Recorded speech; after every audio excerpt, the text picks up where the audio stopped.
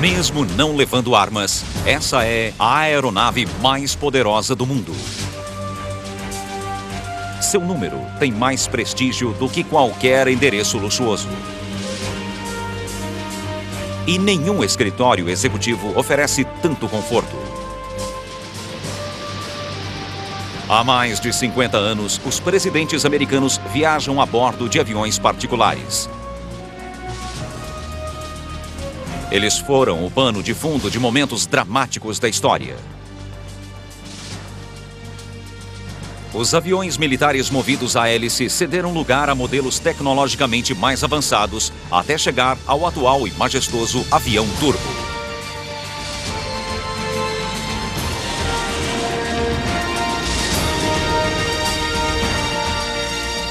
Ele é muito mais do que primeira classe. É o Força Aérea 1. A história do Força Aérea 1.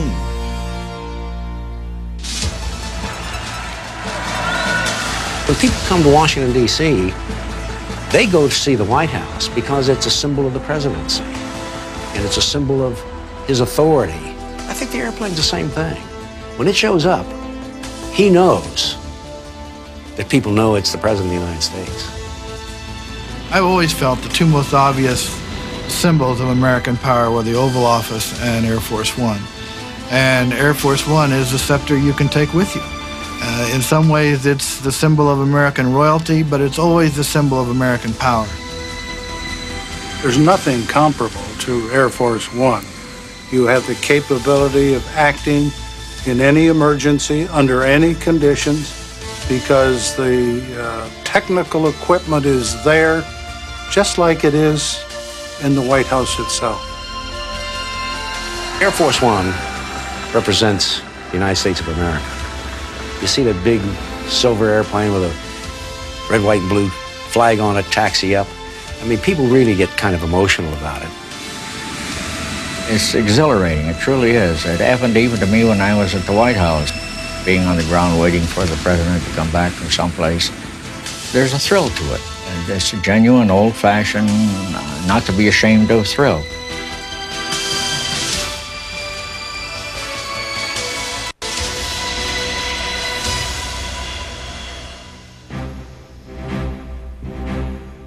Durante os primeiros 117 anos da presidência, o chefe do executivo não se deslocava muito. Como viajar era difícil e demorado, ele raramente deixava a capital. Com pouquíssimas exceções, o presidente permanecia próximo à sede do poder. O primeiro presidente a deixar os Estados Unidos ainda no poder foi Teddy Roosevelt.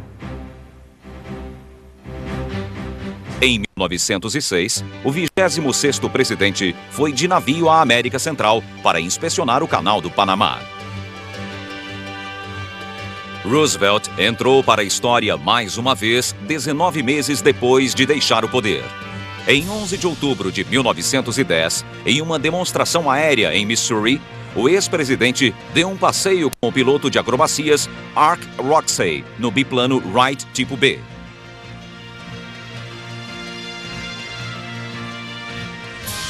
O voo não entrou para o livro de recordes. Ficaram no ar apenas alguns minutos, mas Teddy Roosevelt, mais uma vez, foi pioneiro.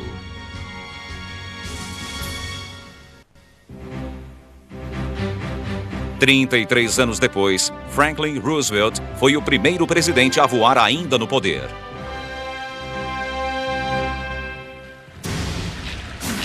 À época, o mundo estava em guerra com a Alemanha nazista. Roosevelt precisava encontrar outros líderes aliados em uma conferência secreta em janeiro de 1943, em Casablanca, no oeste da África.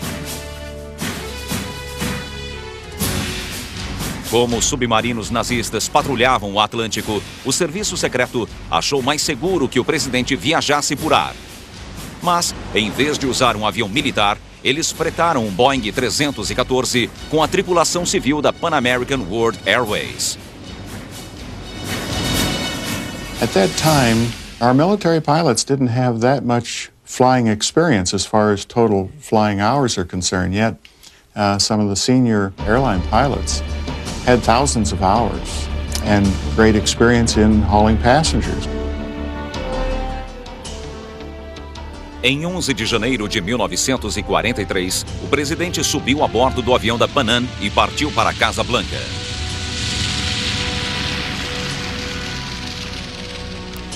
Após 2 escalas para abastecer, o hidroplano pousou na costa norte da África. Roosevelt passou para um avião militar C-54 que o aguardava, com pilotos da TWA, e completou o percurso até Casablanca. Após a conferência de 10 dias, Roosevelt retornou ao hidroplano e voltou para os Estados Unidos. Durante o voo, a aeromoça surpreendeu o presidente com um bolo para comemorar seu 61º aniversário. A primeira viagem aérea presidencial fora um sucesso. O avião dera asas ao presidente e mudou a rotina presidencial para sempre. A viagem também originou a ideia de que um avião militar deveria ser preparado e reservado apenas para o presidente. A Força Aérea do Exército escolheu um Liberator Express C-87, a versão para transporte do B-24. Foi o primeiro avião presidencial oficialmente reconhecido.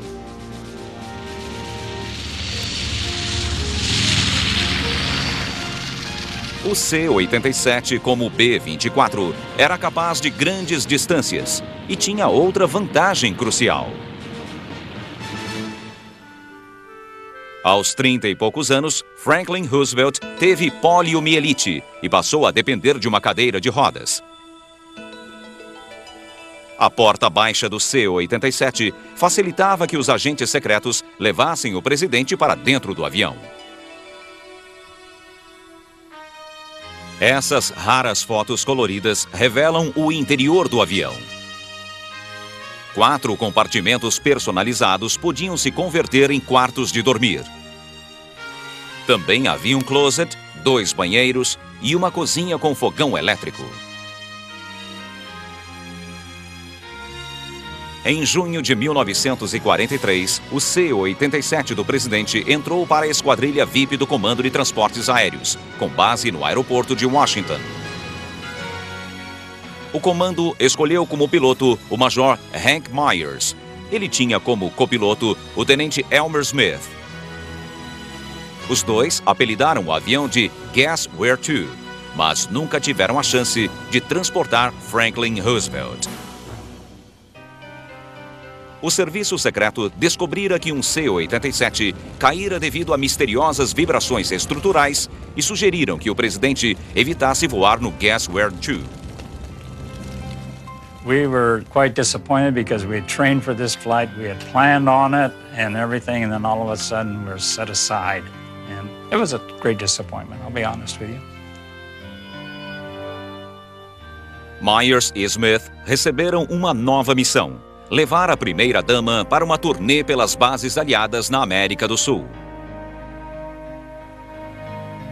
So we spent 3 weeks or a little more flying around the Caribbean and South America with Mrs. Roosevelt in the airplane that he wouldn't fly in or wasn't permitted to fly in. So some people say, well, maybe there was a message there. Myers e Smith voaram quase 21 mil quilômetros com a senhora Roosevelt. Também levaram senadores e outros figurões sem nunca perceber qualquer avaria misteriosa. Mas o serviço secreto ainda não estava convencido. No verão de 1944, a Força Aérea buscou um avião melhor para transportar o presidente. E o Guess Where To fez seu último voo até um ferro velho em Arkansas.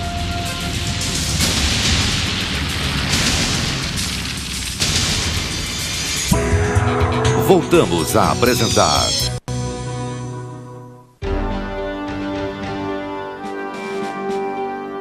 O Comando de Transportes Aéreos decidiu que uma versão personalizada do C-54 Skymaster seria um substituto adequado para o Guess Where To e satisfaria o serviço secreto. A companhia aérea Douglas, situada em Santa Mônica, Califórnia, equipou um C-54 com todos os aparatos dignos de um presidente. Uma grande mesa com uma ampla cadeira de couro. Um sofá que virava cama ao toque de um botão. E até rádio-telefone.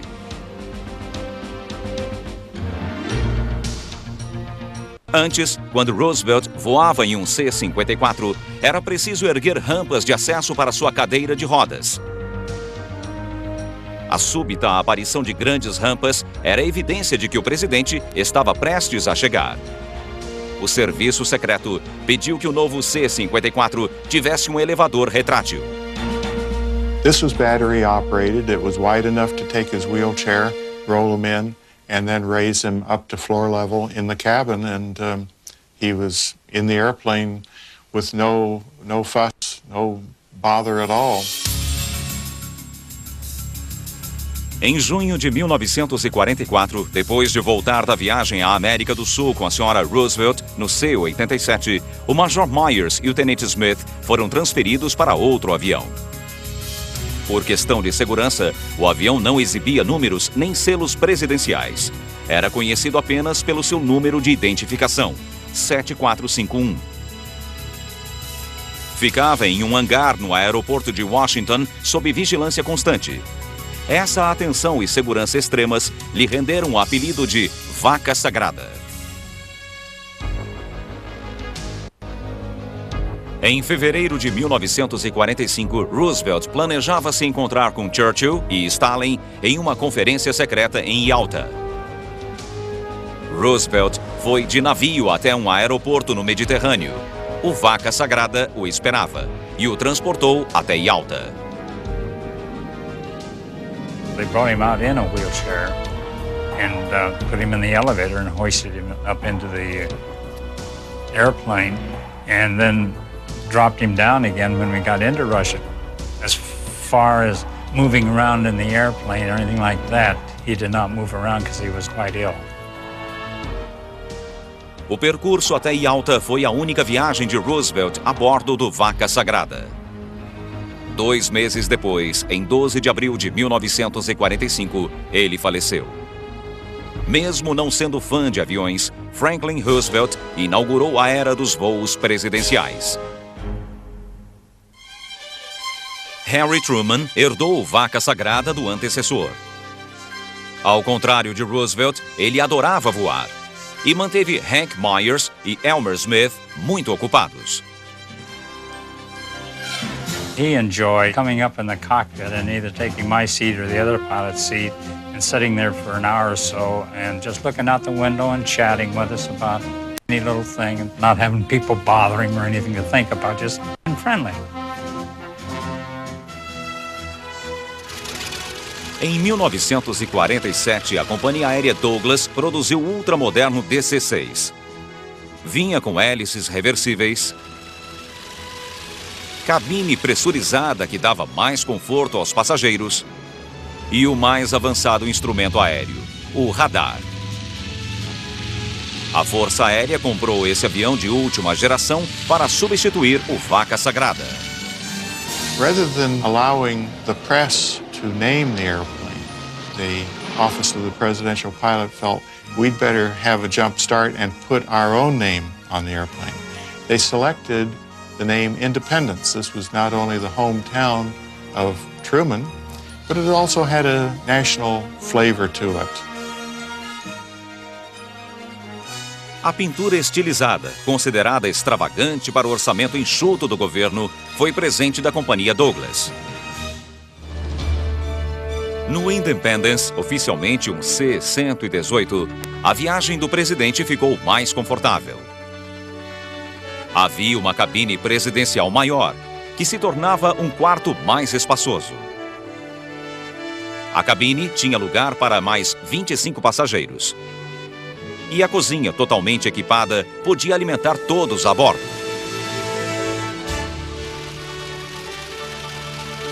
Mesmo com o mais moderno avião e anos de experiência, os tripulantes ainda sofriam a pressão de transportar o maior líder mundial. senators and secretaries would come down and get the crew aside. Now, you boys be careful because you got the president on board and he's the only one we have. Well, we look at it differently. He's lucky to be flying with us because we like life and we're going to come home, boy. I believe it. I'm not going to do anything stupid up there. Myers e Smith transportaram Truman tantas vezes que seus macetes se tornaram procedimentos padrão. De fato, eles criaram as normas para a viagem de pessoas importantes. We always padded our flight plan with 10 or 15 minutes extra, just in case we ran into winds or some unforecast thing. So we could throttle back and kill the time off, so we'd always land right on the dot. Em outubro de 1950, Truman viajou para Wake, uma pequena ilha no Pacífico Sul, para discutir o avanço da Guerra da Coreia com o general Douglas MacArthur. Foi uma viagem breve, mas memorável. Marcou o conflito entre Truman e o general e, com 11 mil quilômetros, foi o maior percurso aéreo do presidente. Durante os agitados 7 anos do governo Truman, o avião presidencial tornou-se uma extensão da Sala Oval.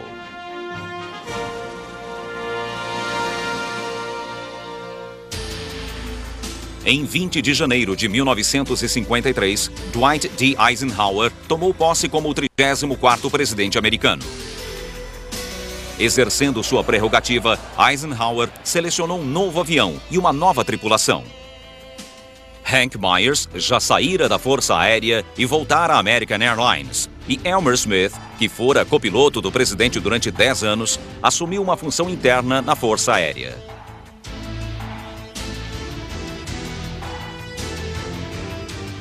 O novo presidente preferiu o elegante Lockheed Constellation, ou C-121 no jargão militar.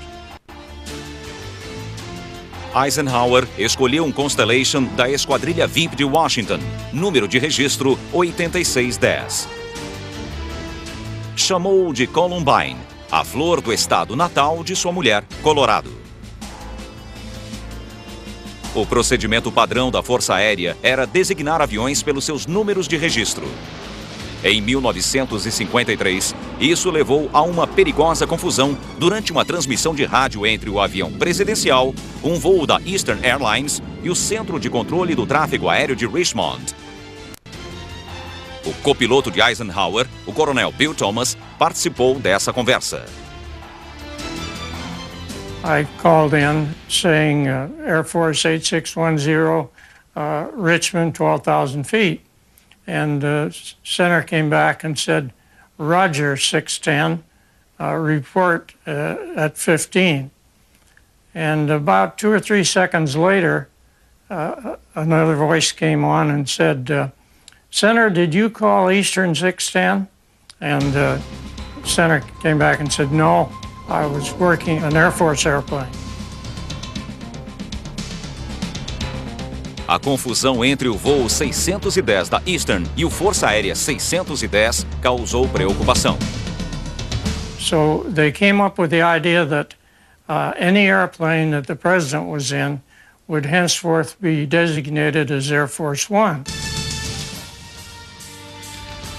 Não importava o número de registro ou apelido. Desde que o presidente entrasse no avião até que desembarcasse, o avião seria chamado pelo rádio de Força Aérea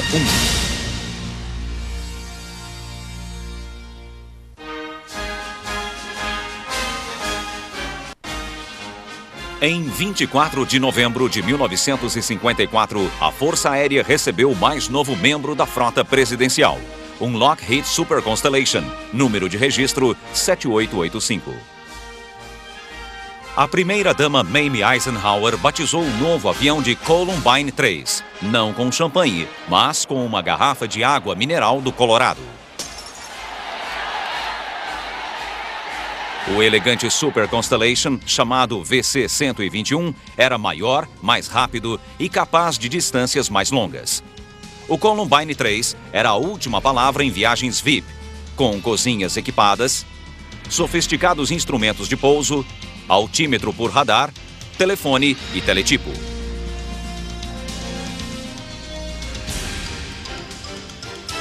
O presidente Eisenhower também era piloto e adorava voar. Em seu mandato, ele voou 48 mil quilômetros por ano como passageiro.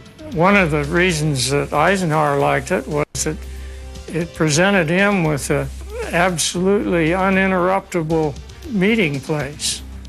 If he had certain things that he had to do, he'd get the people necessary that would work on that project and get them on the airplane, and he knew that there wasn't going to be any interruption. Eisenhower sabia que o Força Aérea 1 era um instrumento valioso no tempo da Guerra Fria.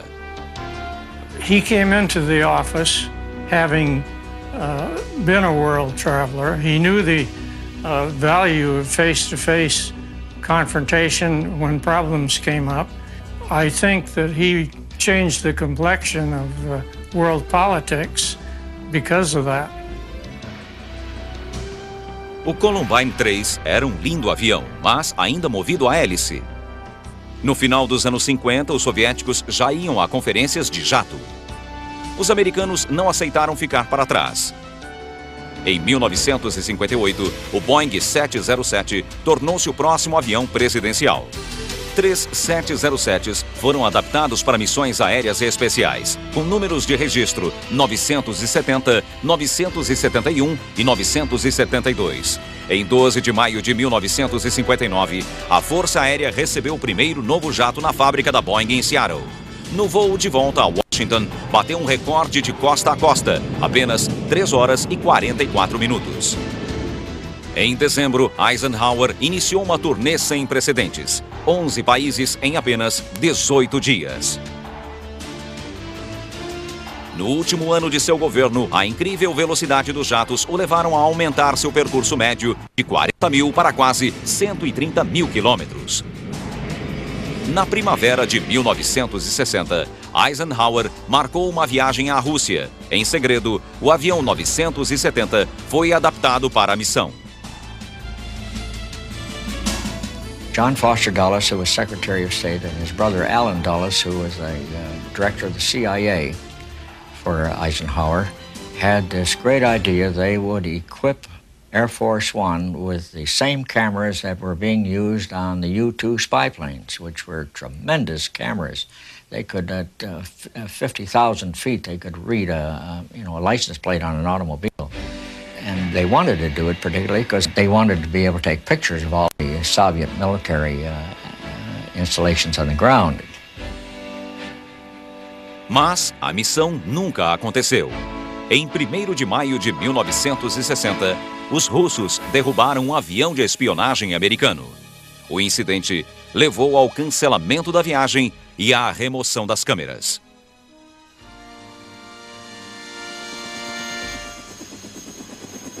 Quando John Kennedy assumiu o poder, as viagens presidenciais eram feitas nos 3 jatos, sendo que o 970 era a aeronave principal. Mas a Força Aérea encomendaram um novo 707 de longo alcance. Os Kennedys queriam um novo avião mais moderno. Em vez da visível cor laranja usada pelos militares, pediram algo elegante e de caráter mais nacional. O famoso designer industrial Raymond Loewy reprojetou o exterior. O resultado foi a característica pintura que permanece até hoje. O novo 707 era magnífico. O primeiro jato projetado especialmente para o presidente. Alcançava quase 1.000 quilômetros por hora e voava sem parar por mais de 11 mil quilômetros, 4.000 a mais do que o antigo 707. O jato tinha acomodações luxuosas, uma espaçosa cabine com leitos para o presidente e a primeira-dama, poltronas de primeira classe para mais 50 passageiros e um sistema de comunicações que permitia ao presidente telefonar para qualquer lugar do mundo. E na cozinha, as refeições eram preparadas como nos melhores restaurantes. Mas, quando o avião 26000 foi entregue, faltava um elemento, o selo presidencial. O coronel James Swindall, piloto da Força Aérea 1, sugeriu uma modificação. We went back through the Air Force and the White House to suggest a seal be put on it because we wanted to reserve that airplane for the president as much as possible. And with that seal on it, either the president had to approve who used it or he had to use it. O novo avião surgiu como um símbolo americano que refletia a imagem do jovem presidente da nação. Kennedy adorava o Força Aérea 1. Suas viagens eram memoráveis, mas ele só aproveitou a Casa Branca voadora por pouco tempo. O avião tinha apenas 1 ano quando o levou para Dallas, Texas. Na manhã de 22 de novembro de 1963, o presidente Kennedy chegou ao aeroporto.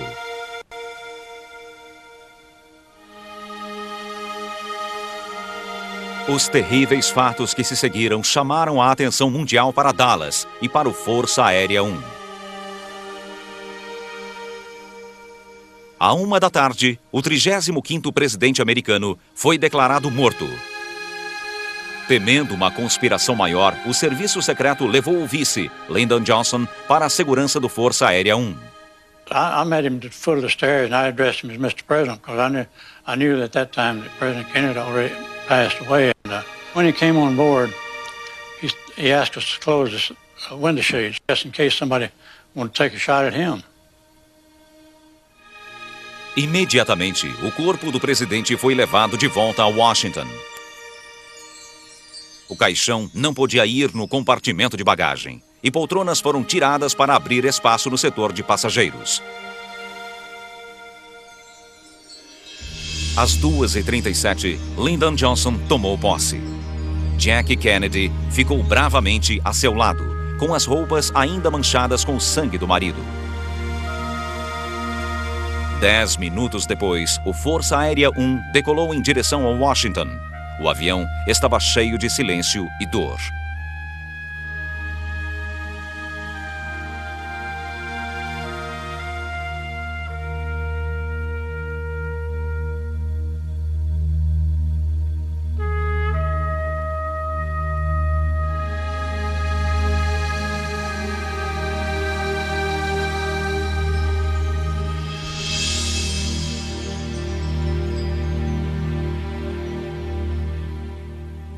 The History Channel, onde o passado ganha vida. O avião 26000 nunca recebeu apelido e ficou conhecido como Força Aérea 1. Mas qualquer avião em que o presidente embarque recebe o prefixo de Força Aérea 1. Se voar em um avião da Marinha, será Marinha 1. Se for do Exército, Exército 1. Se o vice-presidente estiver a bordo, o prefixo será Força Aérea 2. Mas se a passageira for a primeira-dama ou outra personalidade, o avião será identificado pelo número de registro. Em 1972, outro Boeing 707 integrou a frota presidencial, idêntico ao 26000, de número 27000. Os dois aviões foram continuamente aperfeiçoados e atuaram como Força Aérea 1 até 1990. A cada novo governo, o avião assumiu um novo caráter, simbolizando a política e o estilo de cada presidente. The most spectacular there was Lyndon Johnson's throne room, as we called it. He had a special chair built that would raise up and down at a push of a button so that he could be always at least at eye level or higher than eye level than anybody else seated in the compartment with him. Ele também instalou uma mesa que subia e descia eletronicamente e era usada como mesa de conferência, de café ou apenas para diminuir o interlocutor. President Johnson was a very gregarious human being, and when he talked, he wanted everybody to pay attention to him. So they then put in plexiglass bulkheads in the airplane. Now he could stand in the front of the airplane and look down through the whole tube and talk to everybody at the same time, which he liked to do. And as a matter of fact, he liked it so much that they used to have little microphones stashed away at places in the airplane so that if he says, hey, get me a microphone, the steward, all he had to do is reach up here in this compartment, pull it out and hand it to him, and he was on the public address system. He just wanted people to pay attention to him. Richard Nixon devolveu ao avião um estilo mais tradicional e reservado. Ficava em sua cabine sozinho ou com poucos conselheiros. Mas seu piloto, Coronel Albertizzi, diz que a tripulação precisava resolver seus problemas mecânicos. It was a kind of a joke among the stewards. How quickly were they going to get called to straighten up something that he had screwed up? You know, he couldn't get the seat right, or he couldn't turn on the radio, or he couldn't watch the television, or he didn't know how to work the telephone, or those kind of things. We called him mechanically disinclined. O período de Nixon a bordo do Força Aérea 1 é lembrado por suas viagens históricas à União Soviética e à China. E pela dramática transição de poder após sua renúncia em 1974. Foi em sua última viagem no avião que o vice-presidente Ford tomou posse em Washington. We now have a president who's going to leave Washington, D.C. and en route to California become the ex-president. So we had coordinated with the Federal Aviation Administration and the other ground support agencies.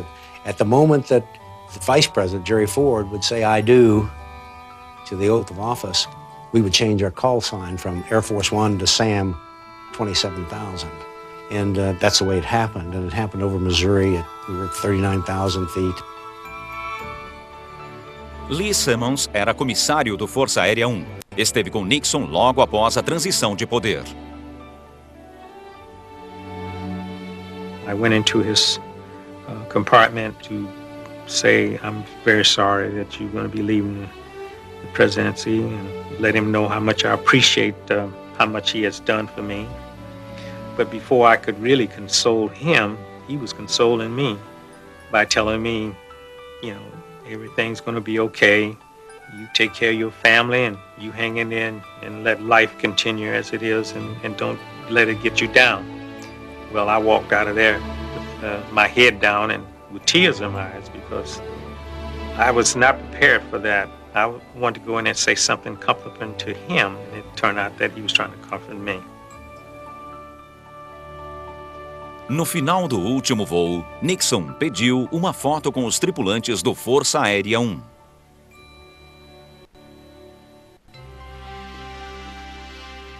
Devido à súbita chegada ao poder, Ford não teve tempo de modificar o Força Aérea 1. My wife Betty and I made no changes. Of course, we came in rather unexpectedly and with not any real forewarning. And when we took over, we had a lot more important things to do than to fool around with any changes in Air Force One. Whenever I flew on Air Force One, I had my staff there, I had the communications capability. Secretary of State Kissinger would be along, and we would discuss what was on the agenda in this country where we were going for meetings. So Air Force One was a working office. Para o presidente Ford, o Força Aérea 1 foi um refúgio após Sarah Jane Moore tentar assassiná-lo em 1975. Well, after Sarah Jane Moore took the shot, the Secret Service jammed me into the limousine, and we drove literally, I'm told, 90 miles an hour from the center of San Francisco out to the airport. So we got to the airport ahead of Mrs. Ford. Normally, she would be on board and I would get on and we would take off. But we got there early. So she lands and she notices all the excitement around Air Force One, but doesn't know what happened. She walks into the lounge in the aircraft, Air Force One, and blithely says, "Well, how did they treat you in San Francisco?"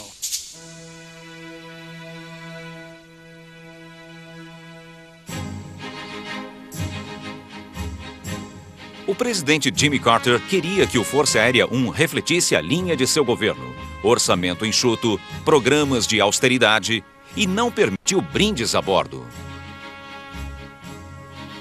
They were trying to get the message through that they weren't going to be an extravagant, overspending White House. A lot of things were cut throughout the administration, but as far as the airplane went, we did away with all the freebies, would not accept anything from the soft drink companies, cigarette companies, etc. And it's kind of bare bones.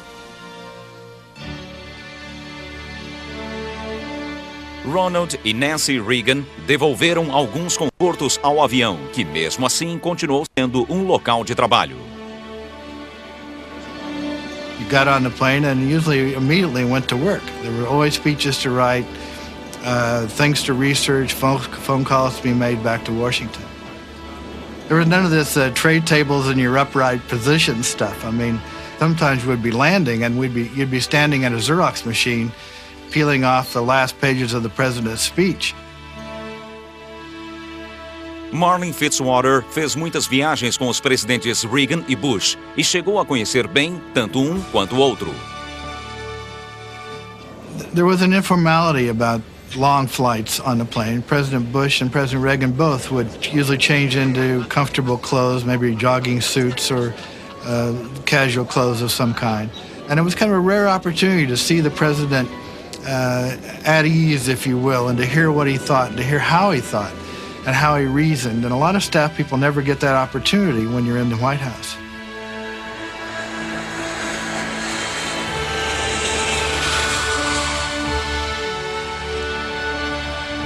During the Cold War, we had several summit meetings in the Soviet Union or visits to China, other places where we knew that our rooms were bugged. We knew people were listening to us all the time.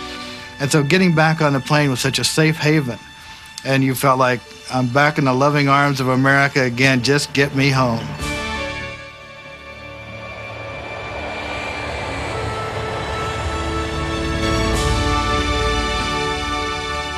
Um minuto da história. Surpreendentes instantes que permanecem gravados no tempo.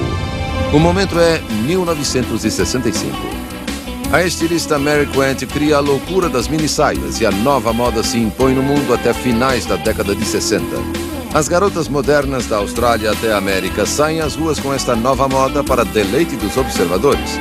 Logo, as botas deram um toque mágico a uma peça tão chique e os materiais diferentes contribuíram para novas ideias. Foram usados tecidos e plásticos reveladores, uma verdadeira loucura. Mas é Twigg, uma inglesa esbelta, quem melhor as veste. Seu nome verdadeiro é Leslie Hornsby, mas Twigg parece mais apropriado. Esta modelo de pernas longas definiu uma nova tendência que era a magreza. Tinha 1,67 m de altura e suas medidas eram 78, 56, 81. A câmera a adorava e o mundo amava a nova loucura da mini-saia. Foi um momento mágico na história em que as saias ficaram mais curtas. Somente por The History Channel, onde o passado ganha vida. Voltamos a apresentar. No final dos anos 80, o maior avião a usar o prefixo Força Aérea 1 foi montado nesta fábrica da Boeing em Everett, Washington. Aos poucos, esse 747-200B tornou-se uma máquina com capacidade incomparável. Parecia um jumbo comum, com 6 andares e 70 metros de comprimento, mas as semelhanças terminavam aí. O 747, número de registro 28000, saiu da fábrica com uma camada anticorrosiva e foi para o centro de adaptações da Boeing em Wichita, Kansas.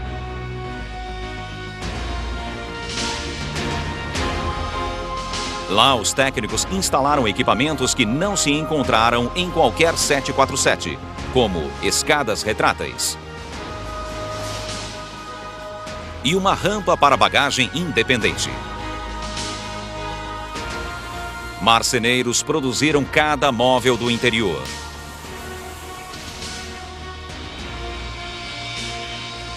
A Boeing também acrescentou equipamentos de aviões de combate, como os ECM, ou Medidas Defensivas Eletrônicas, que bloqueiam radares inimigo e alertam sobre a proximidade de mísseis, além de dispositivos que liberam pequenos foguetes para confundir os mísseis infravermelhos.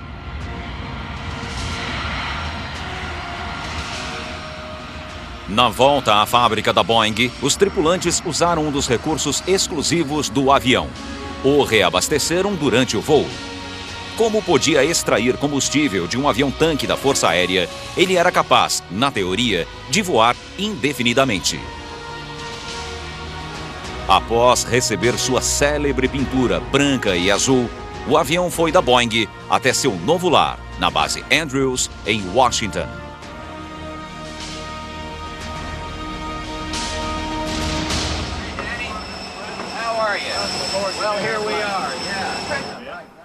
Em 6 de setembro de 1990, o presidente Bush fez sua primeira viagem no novo avião e o número 28000 tornou-se oficialmente o Força Aérea 1.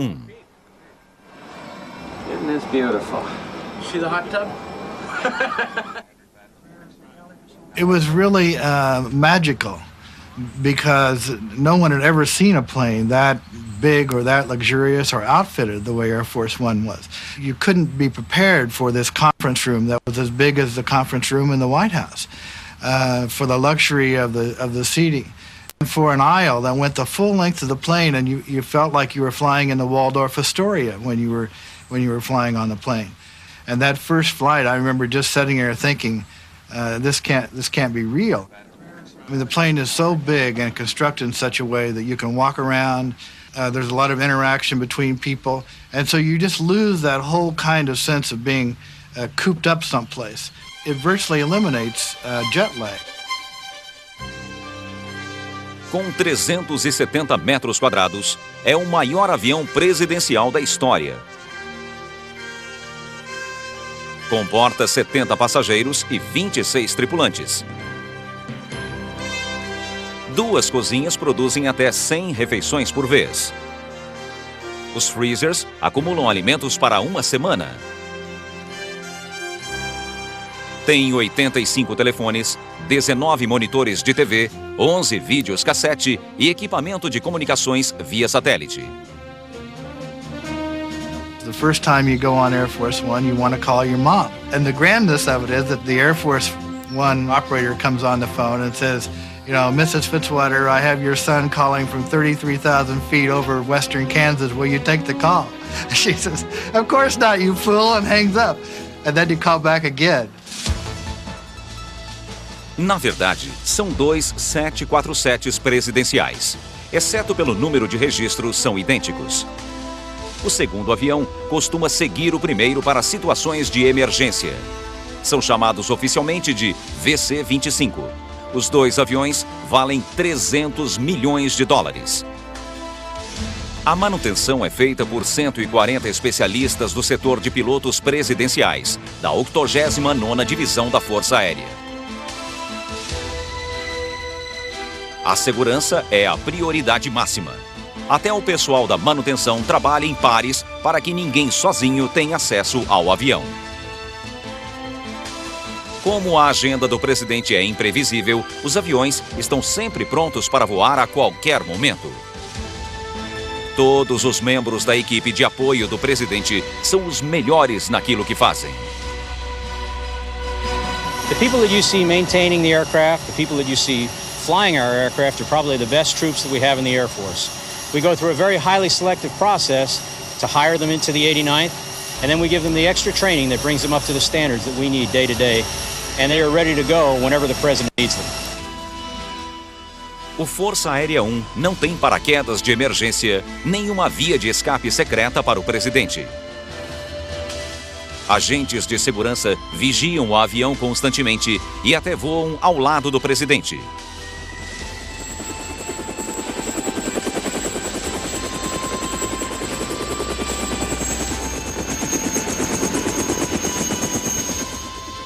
Quando o Força Aérea 1 viaja ao exterior, muitos países oferecem uma escolta de caças. Mas isso aumenta o risco de colisões com aviões estrangeiros, e esse préstimo é gentilmente recusado. O que antes era uma parte arriscada e incomum da vida do presidente, tornou-se um aspecto da presidência seguro, necessário e até mesmo invejado. Há quase 50 anos, o Força Aérea 1 é o mais claro indicador da chegada do homem mais poderoso do mundo.